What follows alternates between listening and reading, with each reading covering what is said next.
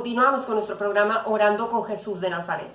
El Señor Jesús de Nazaret nos da una promesa y nos dice, en la palabra de Dios está, en el Evangelio de San Juan, les conviene que yo me vaya, porque les voy a enviar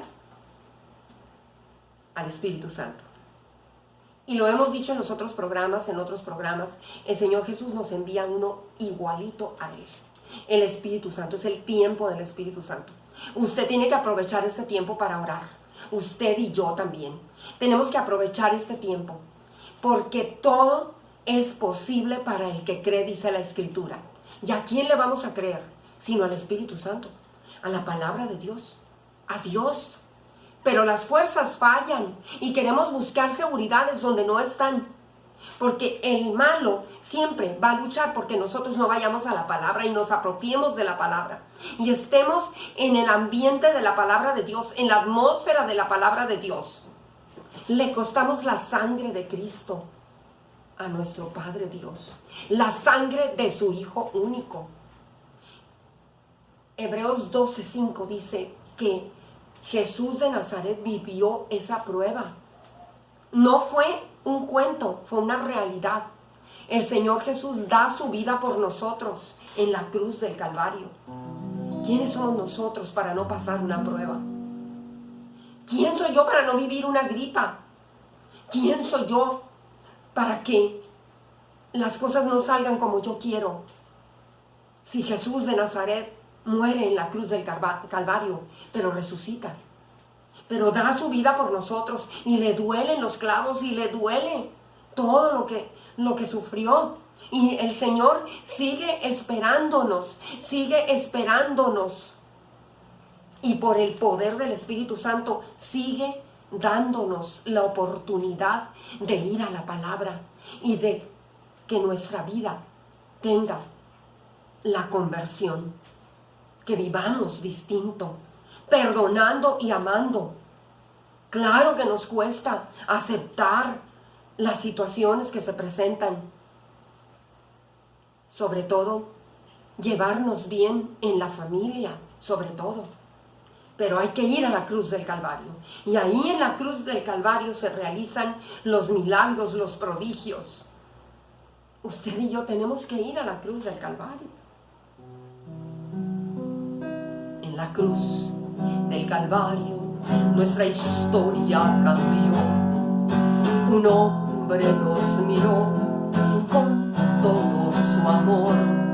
En la cruz del Calvario nuestra historia cambió. Un hombre nos miró con todo su amor. Y nos basta su gracia, y nos basta su gracia, porque la preciosa sangre de Jesús ya nos salvó. Y nos basta su gracia, y nos basta su gracia, porque la preciosa sangre de Jesús ya nos salvó. ¿Usted qué dice?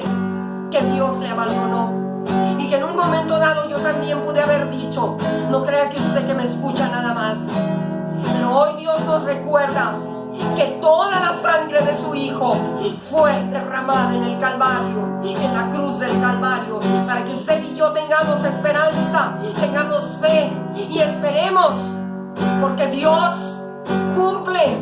Dios no es mentiroso, jamás.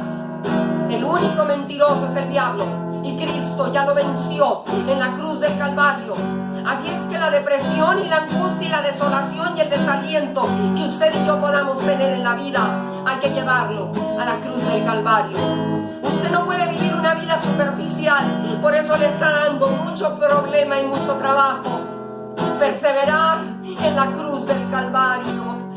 Pero el que persevera hasta el final, dice la palabra, ese se salvará.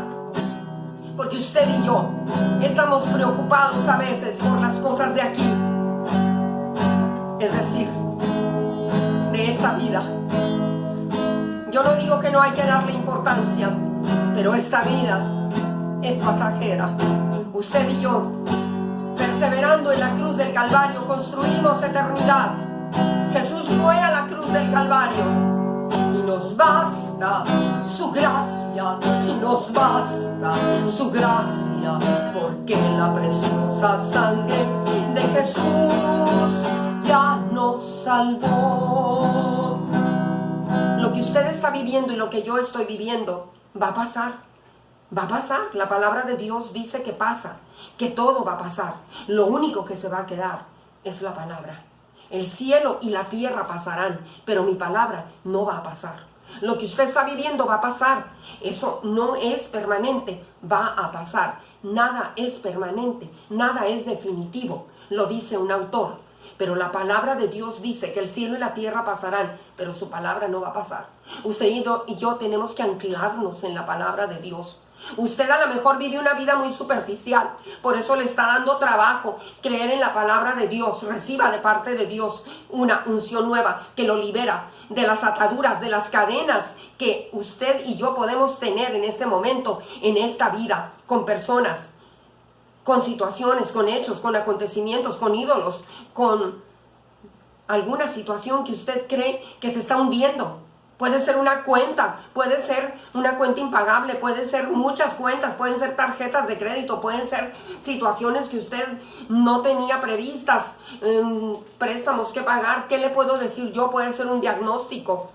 Pero la palabra de Dios dice que Dios tiene sus ojos fijos en nosotros y que Él vigila nuestros pasos. Proverbios 5:21. Él lo dice en su palabra. Y yo no sé quién le habrá prometido, como dijo el Señor en el programa anterior. Quizá no le ha cumplido. Dios habla y cumple, porque es Dios. Nadie tiene poder, solo Dios tiene poder. Lo que le hayan dicho de otras corrientes, de otras situaciones, de otras ideologías, eso no es cierto. Supersticiones, eso no es cierto. Si no está en la palabra, no tiene poder. Porque el Dios de la palabra está en la Eucaristía. El Dios de la palabra está en la comunidad. El Dios de la palabra está en la iglesia. Pero si usted no va al Dios de la palabra, usted no va a poder ver lo que Dios quiere para usted. Esa es nuestra realidad. Y la palabra de Dios está tomada en esta ocasión en Juan 19, en el capítulo 31. Nos dice, ya venimos del contexto cuando Jesús está en la cruz y Jesús expira. Es decir, Jesús da estas palabras: todo está cumplido. Después inclinó su cabeza y entregó el Espíritu. Ahí muere Jesús en la cruz con estas palabras.